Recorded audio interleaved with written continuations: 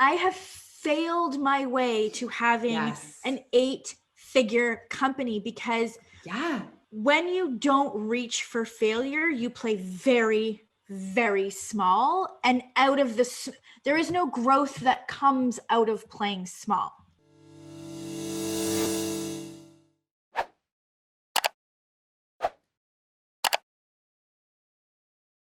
The first question to kick off our Daily Q live series was chosen because it really sets the stage for everything. In business and in life, I think. Yep. And so today's question is, how do I ask better questions of myself so that I can grow faster? And we are going to address this covering 3 different categories: mindset, vision, and metrics. This is not a simple answer to what seems to be a simple question.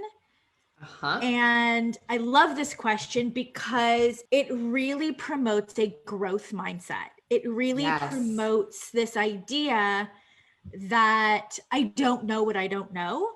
Yes. And I have a lot to learn. Yeah. And it also takes like full self-responsibility for success. Yes. Which I love, right? The fact that, you're even thinking, how do I ask better questions for faster growth? Like, that is a huge step in and of itself. Yeah, absolutely. Well, we can start with mindset. So, and that's sort of what we're talking about, this idea of fixed versus growth. And the reason, let me just back up a little bit. The reason that I said we're going to address this question in 3 different ways is because the kinds of questions you ask are not just like generalized questions. And I wanted us to be able to cover the specificity that your questions should sort of gear you towards. Yes. And then I went back and I was like, wait, but if you have a fixed mindset, you're going to ask all the wrong questions. Yes. So it doesn't matter if you have vision and you have metrics. Yep. If your mindset is fixed and closed and scarcity and fear, yes, totally, you're going to ask the wrong questions. Yes. So, and then when you switch to a growth mindset and you sort of surrender to this idea that everything is learning, and you have a vision and you have metrics, then all of a sudden the questions that you ask point you to actualizing your impact and your success and the vision that you so badly want for your business and your life and that you deserve.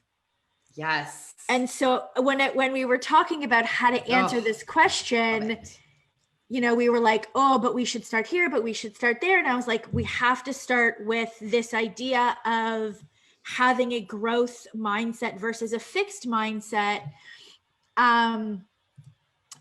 Because that is what opens the door to even asking this question in the first place. Yep, 100%.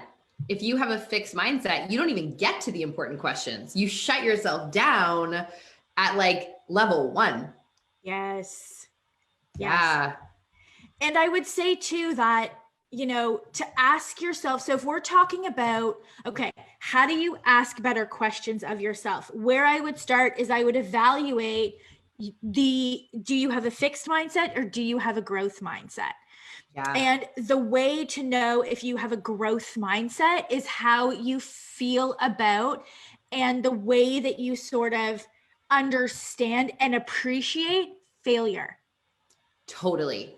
It's actually all about failure and all about obstacles. Yes, it's all about failure and all about obstacles. And so we hear all the time, I'm so afraid, yes. I'm so afraid, will this work, right? Yep. And while that's not necessarily a fixed mindset per se, it's fear-based. Yes. And it's egocentric. Yes. And it's making it about you. And so if the idea is, how do I ask better questions to achieve faster growth, then it's really important that we understand that in order to sort of have these better questions, we have to start with how you perceive failure. And if you perceive failure as negative, bad, something to avoid, then likely you have a fixed mindset and you don't understand how growth genuinely works.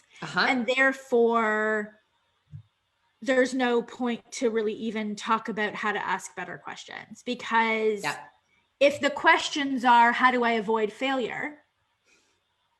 Right? Then like, you don't do anything. You don't. That's how you avoid failure. You don't take action. Exactly. If the question is like, you know, how do I skip over the hardship and just get to the easy parts? Right.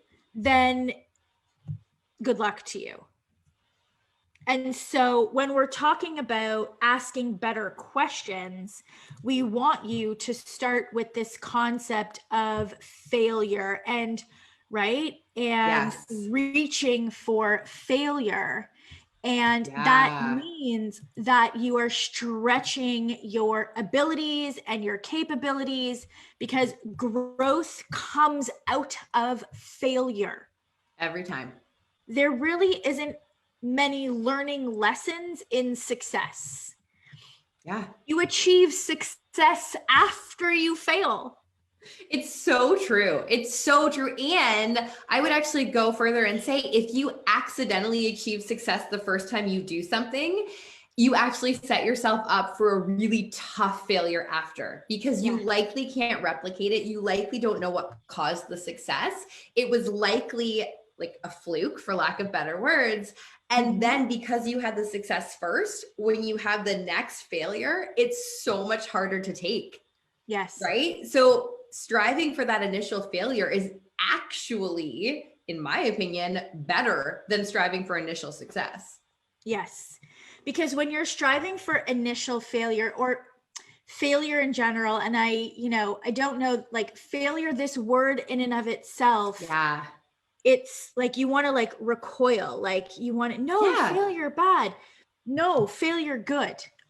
Because you can fail your way. Like I have failed my way to having an 8-figure company, because when you don't reach for failure, you play very, very small, and out of this, there is no growth that comes out of playing small.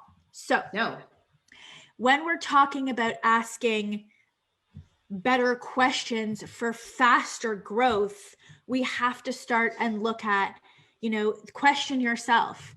Am I reaching for failure? Do I have examples in my own life where I have set a goal, reached for it, did not achieve it, learned from it, acquired the skills that I needed to and the mindset that I needed to, tried it again and knocked it out of the park? Maybe it took the third time or the fourth time, but like, so when you set a goal and you reach for it and you don't hit it, right? You're like halfway up the mountain to like the summit. And then you're like, okay, let's reevaluate. How do we get to the summit? Cool. And then you like start again and you get to that summit. And so now your base is the summit, and it allows you to then now go up higher. And then that summit becomes your base, and you equalize. Yeah. Equalize. Yeah, I think so. I think that's the word you want. We call it new normal. Yep. So you new normal on the next summit, and then acclimatize. Thank you. In my head. Acclimatize. Thank you. That's it. You acclimatize to the new normal, and then you go higher. And you go higher, but like you might not make it the first time or the second time or the third time. So you like figure it out, right? And so you have to address your mindset before you can ask better questions. Yep, totally. Because if you're coming from ego and fear, the questions are going to be rationalizing not doing anything. 100%. And you perceive that as failure. That's actually not failure because you haven't done anything to fail. Yeah. Not doing anything and failure are two very different things. Yeah. And I would even say like not doing anything is the actual only negative failure. Yes. Of all of them. Yes. That's it. That's the one. So, okay. Asking better questions. Address mindset first, because you have to open your mind to this idea and sort of reframe the idea of failure and success. Yeah. Right? Because you can't get success to the degree that you want it without learning. And that's all failure is. It's just learning. Information. So, it's information. So the next two are really, really important to help you identify the questions you should be asking. And those next two things are your vision for what you want your business and life to look like, to feel like. What is the vision for your future? What do you want? What is the bigness that you desire? What is the power that you want to step into? What is it that you want specifically? And then we have to look at metrics, because the whole point of asking better questions is to get you to actualize the vision. And so you need that specificity of vision, and then you need the metrics to inform what questions you should even be asking. Yes. And can I add as well, when we say vision, yes, we mean like the grand vision for the life and the business and the impact and all of those things. But we also mean, what is your 1-year goal? Because if you are asking better questions and trying to figure out how you can achieve success faster, you need to know the first mile marker. You have to know it. Otherwise, you can't ask the right questions to get you to that base camp 1. Otherwise, you're just looking at the peak and you're asking the wrong questions, because you're asking the questions on like, okay, cool, how do I get to the peak? But you forgot that base camp 1 comes first, and that's actually a different destination. Yes. And that's all part of the plan. So if you think about, this is actually a really good analogy, because if you think about climbing a mountain, right? The top is the end goal. That's the vision. You have this vision to get to the top. The plan is to get to the first summit. And that's what you train for. You know, you train for the overall thing, but like the first part of the plan is to get you to that first summit. And then you recalibrate, right? You acclimatize and you recalibrate. And you're like, is the plan on point? The plan that we have, is that going to get us to the next summit, or did the weather change? Did we run out of food? Did somebody get hurt? Like, what environment, what external forces change that are going to cause us to have to recalibrate our plan? It's the same thing when it comes to asking better questions. It's okay, what is the vision? What is that end result? And then what are my mile markers or my summit goals? You know, year 1, year 3, year 5. And you might have like the year 3 and year 5 loose goals, knowing that you're going to have to recalibrate after you hit that first 1 year, let's say 6-figure goal. Oh my gosh, yes. So and good. So the questions you should be asking are specifically tied to keeping you focused and on track to hitting that 1 year goal and getting to that first summit. Those are the questions that you should be sort of focusing on, right? And some examples are like, you know, will this help me get to that goal faster? How do I feel right now? Will this help me get there faster? Do I need to be doing this? What will this help me achieve? You know, and it sounds silly, and I just want to stop for a minute, because we actually had this conversation last week during our Freedom Mastermind event with our clients in that program. And it's really tough at every level to remember sometimes to ask these questions, right? It's really tough to remember to ask the simple question, what will this achieve for me? Why am I asking this? Why do I want to do this? Why do I think I should do this? Because shiny objects and squirrels are real, and they're real at every level. And if you don't learn to ask these questions, you will end up on some sort of like toboggan hill over at this base camp that actually takes you like either down the mountain, back to where you started from, or even just sideways, but definitely not back up. Yeah. Which is really, really important. So when it comes to, asking better questions, that's not the place you start. The place that you start is with your mindset and the end sort of goal, that 3-year vision. Yeah. And using the metrics of your business to inform you. So when you have metrics, you have information.